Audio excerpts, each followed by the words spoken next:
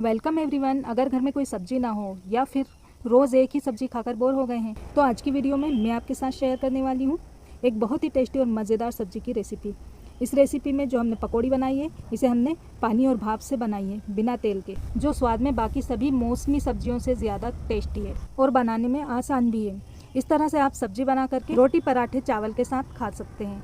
सभी के साथ बहुत टेस्टी लगती है। तो चलिए शुरू करते हैं। वीडियो शुरू करने से पहले प्लीज़ वीडियो को लाइक, शेयर और सब्सक्राइब करना नहीं भूलिएगा, क्योंकि इसी तरह की मज़ेदार और नई नई रेसिपीज़ मैं आपके लिए लाती रहती हूँ। गैस चालू कीजिए, इस पर एक कढ़ाई रख दीजिए और कढ़ाई में 1 बड़ा चम्मच तेल डाल करके गरम कर लीजिए। जैसे तेल गरम होगा ऐसे इसमें 1 चम्मच जीरा डाल करके थोड़ी देर चटकने दीजिए। जीरा जैसे ही चटक जाएगा इसमें हम 4 बड़े प्याज का पेस्ट डालेंगे और इसी के साथ गैस की फ्लेम को मीडियम कर दें और प्याज को हमें भून लेना है 3 से 4 मिनट के लिए, जिससे प्याज का कच्चापन निकल जाएगा और ये अच्छे से भुन जाएगी। प्याज जैसे ही भुन जाए ना, इसमें हम डाल देंगे कश्मीरी लाल मिर्च पाउडर 1 चाय का चमचा। कश्मीरी लाल मिर्च पाउडर ज़्यादा तीखा नहीं होता है, लेकिन इससे ग्रेवी में कलर बहुत अच्छा आता है। इसे अच्छे से मिक्स करेंगे। आप देख रहे होंगे बढ़िया सा इसमें कलर आ गया है। तो कश्मीरी लाल मिर्च को जब ग्रेवी में थोड़ा सा ऑयल रहे ना तब डालें, तो इससे कलर बहुत अच्छा आता है। मिक्स हो गई है और प्याज भी अच्छे से भुन गई है। अब इसमें हम डाल देंगे 1 चाय का चम्मच अदरक लहसुन का पेस्ट। दोनों चीज़ों को मैंने साथ मिलाकर पीस लिया था। डालेंगे, अच्छे से मिक्स करेंगे और 3 से 4 मिनट के लिए धीमी आंच पर अदरक लहसुन के पेस्ट को भून लेंगे।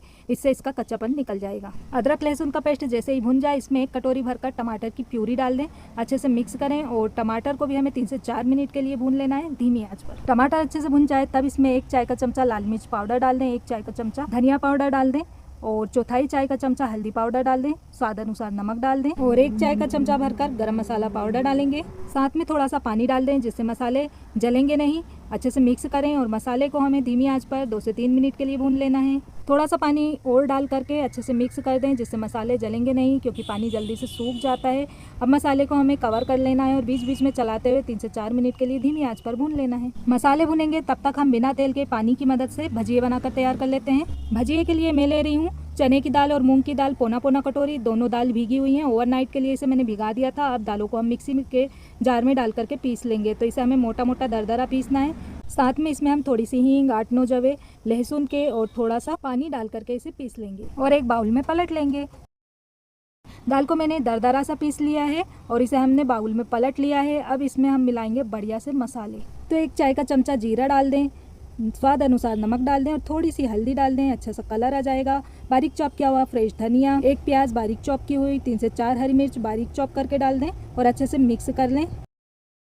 इसके बाद एक पतीली में 2 गिलास पानी उबाल लें और इस पतीली के ऊपर एक चलनी रख दें। इस चलनी को तेल लगा करके चिकना कर लें। अब जो ये हमने पेस्ट बनाया है ना मूंग दाल चने की दाल में, इसमें हम मिलाएंगे खाने का मीठा सोडा 2 चुटकी और अच्छे से मिक्स कर लें। सोडा इसे बनाते वक्त ही हमें मिलाना है।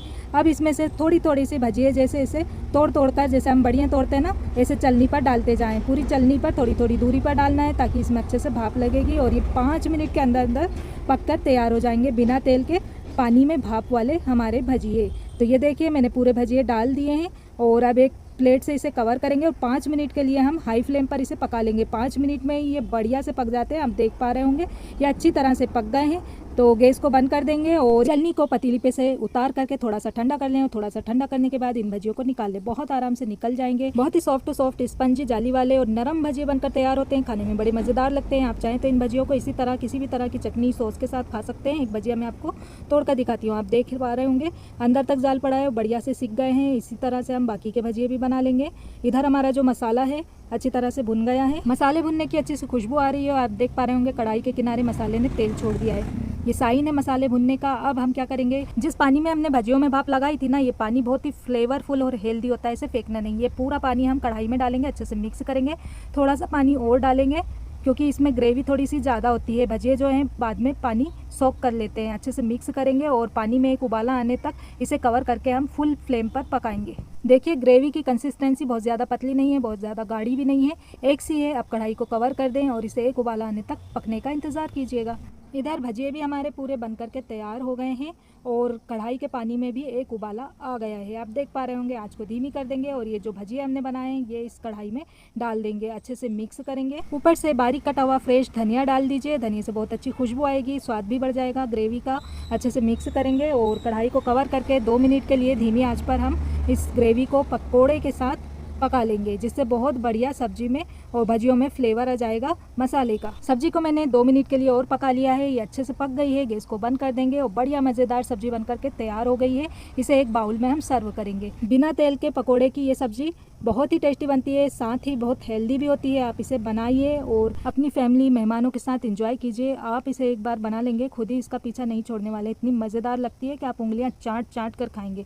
बहुत ही टेस्टी और फ्लेवरफुल सब्जी बनती है। साथ में ऊपर से थोड़ा फ्रेश धनिया बारीक चॉप किया हुआ डालेंगे और इसे बढ़िया से गार्निश करेंगे। गरम गरम जीरा राइस, सादे चावल या फिर चपाती के साथ सर्व कीजिए। खाने में बहुत ही मज़ेदार लगती है। सब्जी पसंद आई है तो प्लीज़ वीडियो को लाइक, शेयर और सब्सक्राइब करना नहीं भूलिएगा। इसी के साथ लेती हूँ इजाज़त। नेक्स्ट वीडियो में एक और मज़ेदार रेसिपी के साथ फिर से मिलते हैं। तब तक के लिए अलविदा। वीडियो पसंद आई हो तो प्लीज़ वीडियो को लाइक, शेयर और सब्सक्राइब करना नहीं भूलिएगा।